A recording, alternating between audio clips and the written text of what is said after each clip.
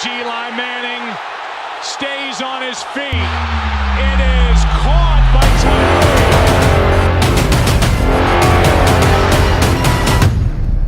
Check us out, man. We here at Radio Row, Super Bowl 57. We're getting great things done. We got some short episodes, so we're going to give y'all some 2-for-1s. Y'all make sure y'all lock in for the whole episode with Catch the Moment Podcast. But we're here at Catch the Moment Podcast, Radio Row edition. Excited to host a new friend of mine, Erik Kramer. Erik, how we doing, buddy? Couldn't be better. Love being here. Love being in this atmosphere. Didn't get to play in one of these, but being in this ballroom like we are is pretty exciting. It's fun to just go around, talk about football life, and great to be here with you. Man, I'm so excited to have you. So just as a routine or tradition here on Catch the Moment Podcast, we always like to ask our guests, where were you when you saw the helmet catch? What were your thoughts? Like I said, you're an NFL alumni. I remember watching you throughout your career. So yeah, give us if you have any any story or what your memory was when you first saw the helmet catch. So I was sitting on the floor at a friend's house, thinking why are we even watching this? Because it's going to be 50-0 in the opposite direction of what actually did happen. And I see a guy that probably should have been sacked 2 or 3 times on a play, throw up a pass to somebody I've never heard of, no doubt, who the damn thing sticks to the side of his helmet while one of the best safeties, who was a former teammate of mine, Rodney Harrison, with the Chargers, can't wrestle it away from you. And then all of a sudden, there's a final gun go off and the other team won. I'm like, what the heck just happened here? And I think that was probably, that speaks to kind of life for me, in that so many times it's not what you think's going to happen. It's what happens, and then you deal with what happens. Man, that's so good, bro. Oh, listen, I mean, so that was pretty neat. So honest, because everybody know we didn't have a chance, right? And I want to kind of, flip the script here, and obviously talk about you, in some of your journey, right? So, I mean, your career, I don't know exactly how many years you played, but I remember you playing for the Lions. Tell me, what was your moment, throughout your career that you identified with, that you felt like was your moment on the mountain where you were satisfied, and just kind of like, this is what it's all about. So, that 91 season, when I was in Chicago, when I was in Detroit, I went from a guy that my previous stops were undrafted free agent to New Orleans, back in school, probably going to coach, and the strike happens in '87. Wow. I go play for Atlanta 3 games. They keep me afterward, so that was a little icy. Ooh. But fun at the same time. Okay. And then the next year I get cut. I wait around to get called by someone else. That doesn't happen. The one person who in college, after I was done playing, worked me out was Larry Kuharich, the head coach of Calgary Stampeders. Wow. So I went and played for Calgary for a year and a half. Didn't have a contract to go back to. Didn't want to go back. And called around every NFL team, and the Lions were the only team that called me back. Wow. And there were only, I think, 28 teams at that time. And I found out, talking to him later, that June Jones had done some research on studying quarterbacks. Jeez. And all the way back to the scout days, or strike days. And so I went from that guy to starting in 91. Yeah. Because Rodney P had gotten hurt. I think he tore his Achilles. And that was another thing that Rodney, he didn't have to, but he did. Travel with the team to games. And once he got out of the hospital, and once he was on crutches, but he went and helped me a lot. Man, that's awesome. And so when you asked me about what that time was, I went from that guy to call his way into the Detroit Lions to playing in a playoff game. We went 12-4. And we won the division. We had to beat Buffalo in the last game of the season. It was in Buffalo, of course. Yeah. And I remember a TV timeout. It's near the end of the game, and there's a TV timeout, and we're in the end zone, in the huddle, and just getting pelted by these battery-wrapped snowballs. And we won that game, and then... Did you just say battery-wrapped snowball? Yeah. Oh, God. Okay, this is a totally different era of the NFL. We're like, hey, keep your helmets on right now. Gosh. Savages. And so, you know, we won the division. We got a bye. Then we played Dallas, and that was the moment. So it was a great team win. Yep. But we beat them about every which way you could. Man. Defensively, offensively, special teams, interceptions. I had a good day passing the ball. Nice. Barry had probably one of the top 1,000 runs he's had of his career that day. And it's just, it added up where it felt to me like I now belong. That's amazing. You know, thanks for sharing that because I got chills because, like I said, that was my era of being a kid watching the NFL. So, you know, of course, Lions, Thanksgiving Day, Barry Sanders, to me, he's my greatest running back of all time. Mine too. I wasn't making no assumptions, you know, but I was like, I'm assuming. Right. Oh, yeah. If that pause you were waiting for, I tried to fill it. Yeah, man, please do, because, you know, he was just such a different kind of special talent, unseen, and I still personally believe pretty much unmatched. But I'm with you on that too. It's just amazing. So let's talk about, because even in your journey, it defines the overcomer that you've become, and so. Transition is always such a unique reality for the NFL player. And even in your era, it wasn't all these robust resources. Even when I retired in 2010, there was resources available, man. So talk to me about what that journey was like, transitioning out, and, you know, what the identity struggle was like, and how, you know, just kind of, I know you got a powerful story. Let's get into it. 99 was my last year, and that I had to retire because of an injury, a neck injury. Gotcha. And it was actually not on your own terms. No. It was actually a doctor came in the room and said you're done, and because that was the second one, and it was 2 herniated discs on top of 2 other previous ones. Just like that. Yeah. At first, I kind of started to tear up, and I'm like, what am I going to do now? And I thought, well, first it was somewhat physically of a relief, but then I thought, okay, now what? And so the now what was, it took about a year physically to kind of get my body back repaired again. Sure. And so there was a great down there function first, and it was basically posture realignment. That's what it was. And it had nothing to do with my neck. It was everything below it. Wow. And so eventually... And there was no sports science. It's like, you know, we just figuring stuff out here. well, eventually I did have a neck surgery, which cleared it all up. But anyway, I went from doing nothing to doing coaching my kids' youth football teams. Nice. Actually, it was only one at that time, was Griffin. And then I started a little passing camp with a former teammate, Ryan Whatnight, who's now passed away. And so this passing camp eventually just became me.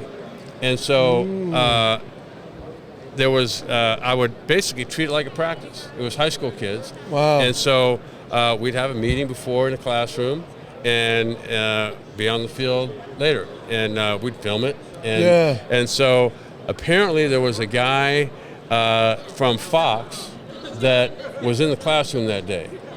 And so I get a phone call, like, would I like to come down and do an audition? I'm like, for what? It's like, to talk in front of a camera. So I was like, all right. And so I go down there, and it's like a setup, like a green screen thing. Yeah. And I was horrible. And what I realized is it's not what you know, it's what you can convey in X amount of time. Ooh, get in, get out. And so good. Eventually, I did a couple of college football games, and then I was doing stuff in the studio, like breaking down before and after games, and then eventually doing games. Gotcha. And so did you enjoy it? I did very much. And I would like fly somewhere like East Coast I would actually coach a football game on a Saturday morning. Yeah. I'd get on an airplane. I'd go fly to do a game, come back, and get the week started again. He was getting it in, buddy. Yeah. It was a lot of fun. And so, you know, the unfortunate part of all this is that life happens. And so what did happen was Griffin, my son that you mentioned, in the middle of his 10th grade year, actually it was in the fall of his 10th grade year, he went into a drug treatment program. And it was called Visions. And so it was 90 days in that. Then he transferred to an outpatient program, and we were involved as parents.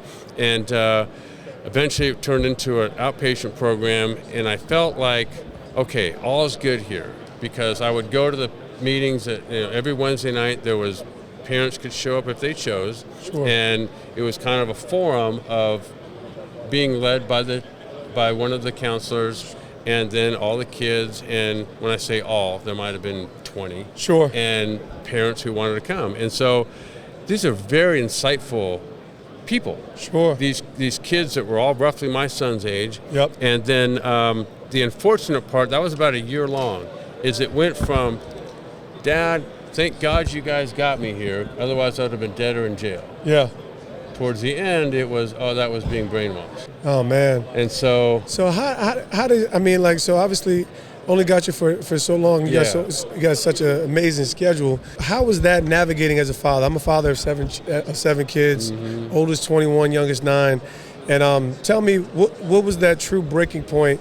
I know it's been some tough tragedy that you had to endure. Just share with us kind of what was that turning point for you with your son and even yourself. I don't know what the turning point was, but eventually Griffin did return to drugs, and not for long, because it didn't take long. And he died of an overdose, and it was October 30th, 2011. Man, so sad. And that was the saddest day of my life. There's not even a close second. And then kind of a blur happened during that time, and I got out of broadcasting, got out of coaching youth football, because by then Dylan was done too, and kind of didn't have anything to do. And then my mom, she was going through some cancer treatment, and eventually in July of the next year, she passed away.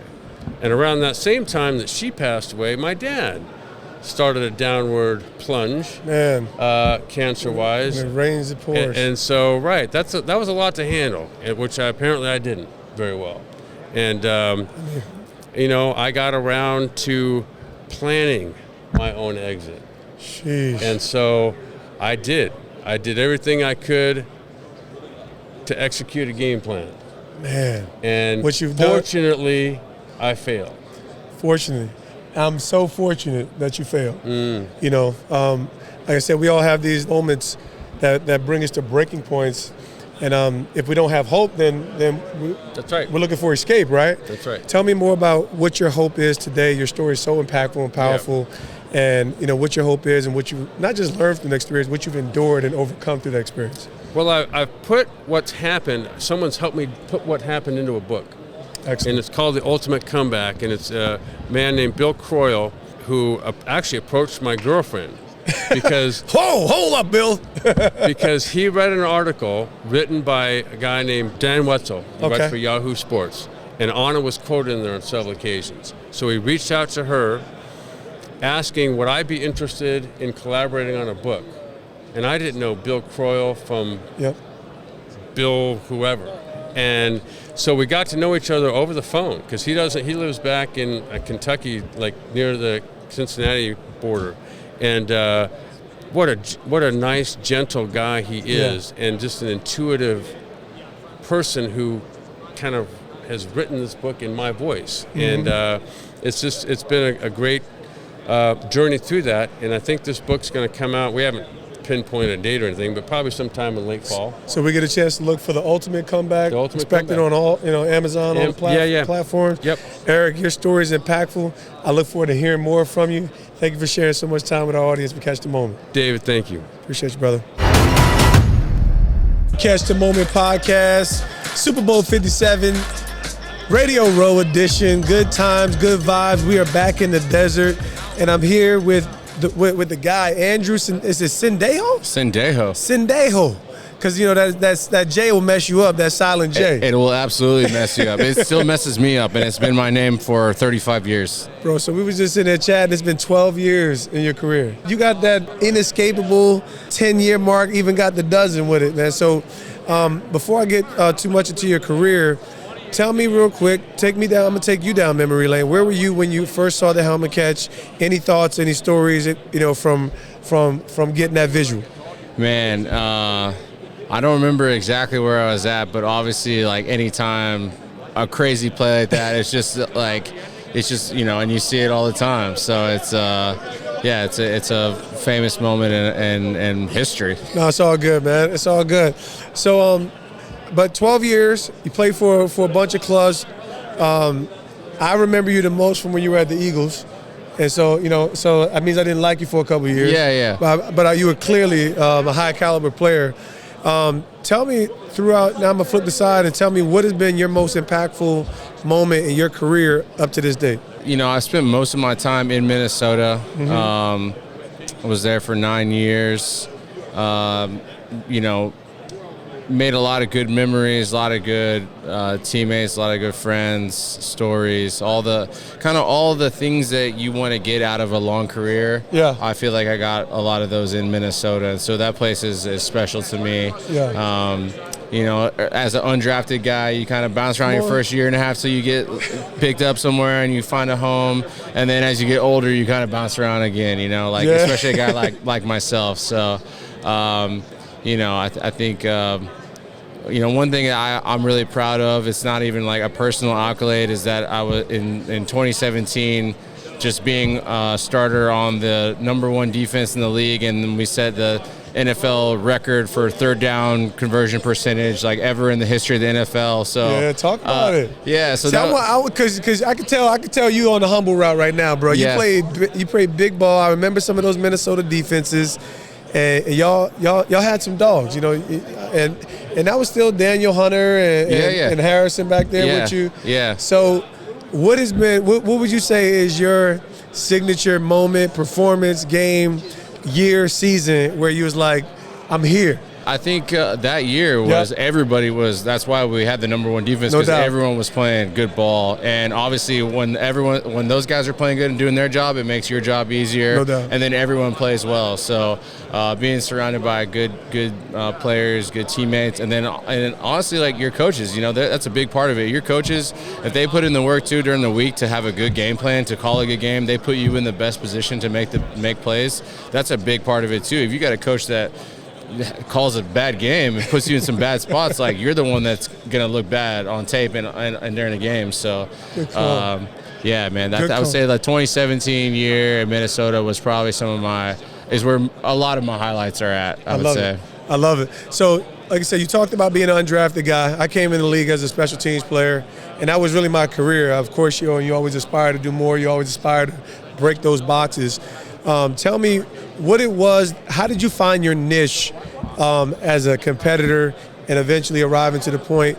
What was it that kind of allowed you to latch on into the NFL and build a double-digit career? Yeah, I think it was because I was a special teamer my first half of my career. And then, you can only play so long as a special teamer unless you're just a perennial Pro Bowler, And True. So as I got to that year 6 mark, I had a little like special teams contract extension, and that was starting to end. Then I made my way onto the starting role for defense. So I had the opportunity to start and played well enough to keep that job. And so then that kind of gave me a couple of extra years, and then after I got out of Minnesota, I was in, year 11.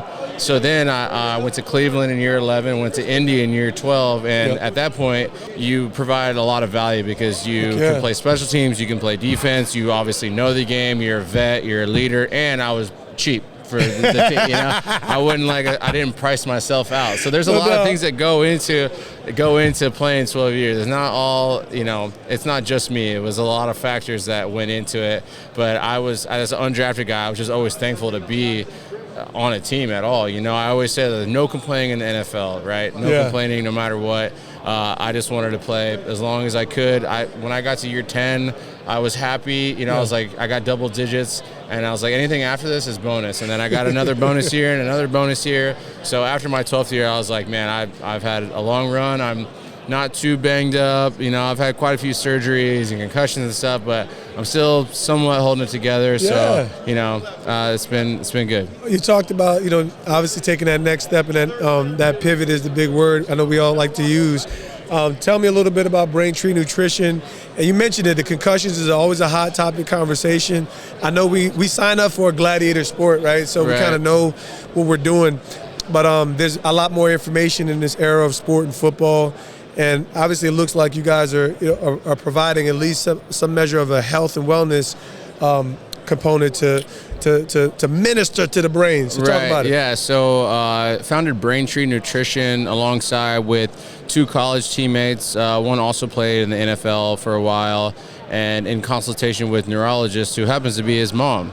And his whole family is doctors. So the access they have to all these studies about the brain, supplements, different ingredients, extracts, we use them to help formulate in the correct ratios a line of products to help enhance and preserve and protect the brain. So we have a line of 4 products. Our flagship product is called Think, and it is for memory and focus and anti-inflammation of the brain. So that's kind of like our everyday, especially a football contact athlete, to help recover from concussions. And then also, because the NFL has a lot of strict rules on prescription medications for ADD, ADHD, we wanted to have a product that guys could take that had no banned substances that would help with memory and focus. This is a big one right there, because I'm going to tell you what, so many guys are caught in a catch-22 with the meds versus what they're experiencing with the ADHD. I know all about the TUEs, and I was in that role in the front office. And that personally happened to me. I went to go get my TUE. Yeah. I go meet with every team is assigned one doctor to help you with that, right? Yep. And so I go there, and they said, if you were just a guy off the street, I could prescribe this for you, but per the NFL, you don't have a long enough history. The NFL is not going to allow it. And I'm like, so you're telling me I have this, but you can't give me medicine? She said no, and I was like, all right. F that. So then that's how we started making this, right? And then we just wanted to basically handle kind of these 4 facets of brain health. So the probiotic, which all the numerous studies out there about gut health being linked to degenerative brain disease. Big time. And then stress and anxiety relief. Because after a game, you need to take the edge off during the season, whatever it is, right? Trying to get people off prescription medications like a Xanax or whatever, taking more naturally occurring ingredients. And then we have our sleep aid, because sleep is the foundation of health, wellness, brain health, mental health. And they all work together synergistically to have your brain functioning at the highest level it can. It's all filled with a lot of extracts, naturally occurring ingredients that are backed by clinical studies on humans, proven effective. We donate a portion of our proceeds to Alzheimer's research. And y'all hit it on every angle. Yeah, so we made it to help us, to help others. And so, you can find us at BraintreeNutrition.com. You can find us on all the socials at Braintree Nutrition. And a lot of people find us on Amazon Prime. Just add it to your cart with the rest of the stuff. But if you go to the website, we do have a nice 25% off code. It's at the top of the screen, so just go check it out. And man, help yourself, help family. I give it to my mom. She's getting old now. She's got brain fog. She's so we're dealing really, with some stuff with our moms. I'm gonna pivot back, man, because like I said, this is something that helps in real life. I have a saying, be well, do well, right? At the end of the day, like when you are well, then you can compete well, right? And I think that's how it is in life when you kind of get grounded in life. And obviously, brain is the command center. But what were some of the pivotal moments that cultivated the character for you to kind of navigate your way? And what are the things that you're passionate about away from the game of football? For me, my foundation of football, I went to a high school that was like your typical Friday Night Lights high school. Say word. Out in the country. I literally, like, the movie Friday Night Lights came out, and I was like already living Friday Night Lights. Like when I went and watched the movie, I was like, I'm already doing this right now. Like, this is literally like, tons of people at the game. When we were in middle school, we looked up to the varsity guys like they were rock stars. We wanted to be them. That's so crazy. Yeah, and so that really, my coaches there, they were all old school military, hard ass coaches, right? And so that really kind of clean shaven, couldn't have the wristbands on, very straight edge, ran a tight ship, and that was kind of that shaped a lot of my mentality, personality, my football kind of foundation. I went to Rice because I thought I was going to be an engineer, and they have a great engineering degree, right? Okay, So you had a little vision for you. I was a 2-star recruit out of high school. The NFL was not even on my radar. I was like, I just need to get a scholarship so I don't have to pay for college because I cannot afford college. Right, that was my goal. My calculus teacher said, if you get an engineering degree from Rice, like, you are set. So I said, sure, go to Rice. All the upperclassmen said, you're not going to have time to do that. You might as well just pivot, go into. So they say it's all about just everyone who you meet, whatever. So I ended up changing my major, but went to Rice, started getting some looks once I got older, and junior, senior, and started kind of. I was like, okay, maybe this is an option. But I think being undrafted was always.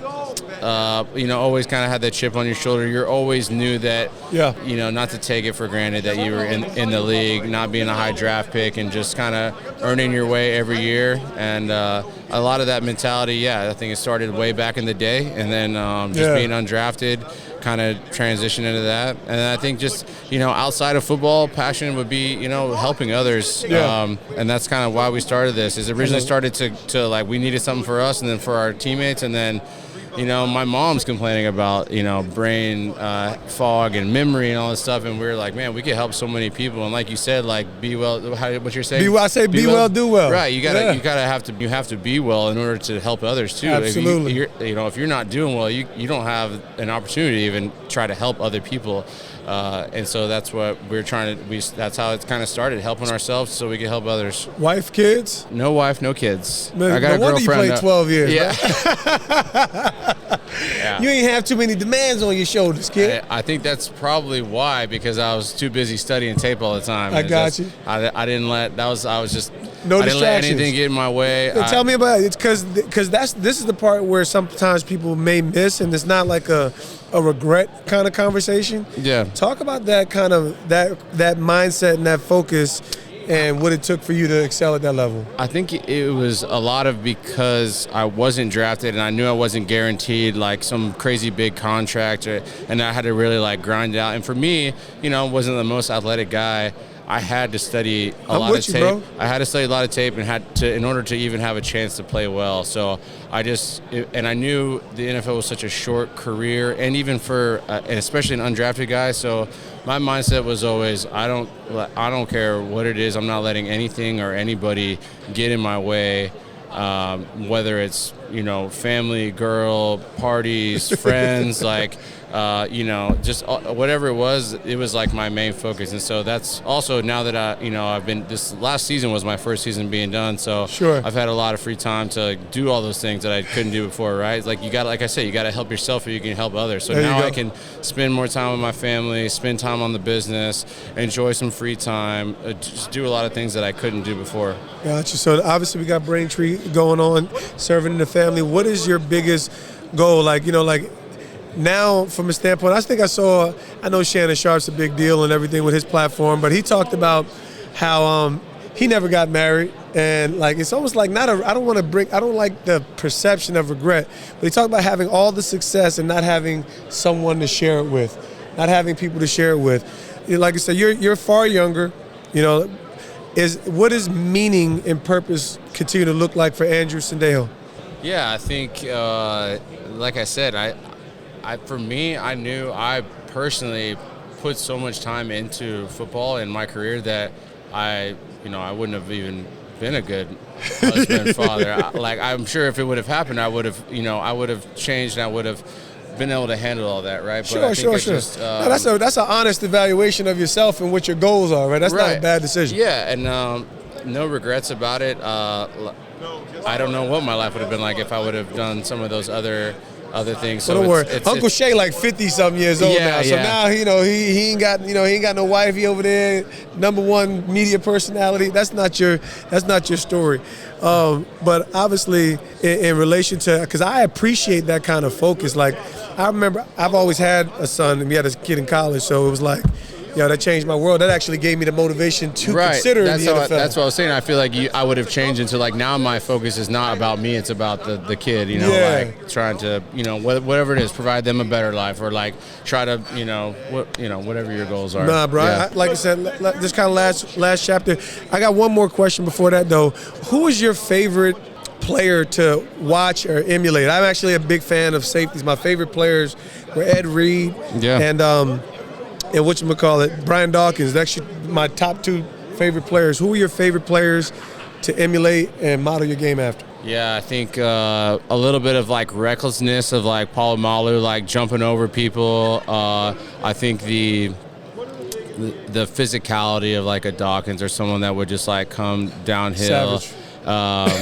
And then I think I always appreciated like Ed Reed going in and blocking punts like on special teams. Come on, you know, bro. like I just that's why he's my number one. And that was like, you know, me. I'm like, all right. Like I mean, even in my 11th year, I was starting on defense and playing 2 phases of special teams. Oh like, gosh. so I like especially They was spinning out of you. Your GPS system was about to. Oh my god! I think I was the oldest guy on the team. I had the most miles on the team too. I was like, yo, I'm the least athletic guy on the team too. Besides the kickers, like this is not adding up. But I was, you know, I was a special teamer, so I was, you know, that was like, that was my thing. I did not mind being on special teams, and then it helped. You know, you're the oldest guy on the team. You're a starter, and then you're also playing on 2 phases to let the other guys know that were younger, that were special teamers. Like, well, shoot, if he can do it, together. Yeah, like this is like your full-time job as a special teamer. Like this old white safety shouldn't be doing it harder and faster and better than you. So it was just a good example for the younger guys too. Bro, you set the tempo, you set the pace. Congratulations, obviously, on an amazing career. Make sure y'all check out Braintree Nutrition. You can even throw it in your Amazon Prime bucket, dog. I mean, throw it in the Amazon Prime, whatever you're getting, you know. Just boom, put it in there. Boom, boom. Appreciate you for stepping through, fam. Yeah, we'll catch up. Yep.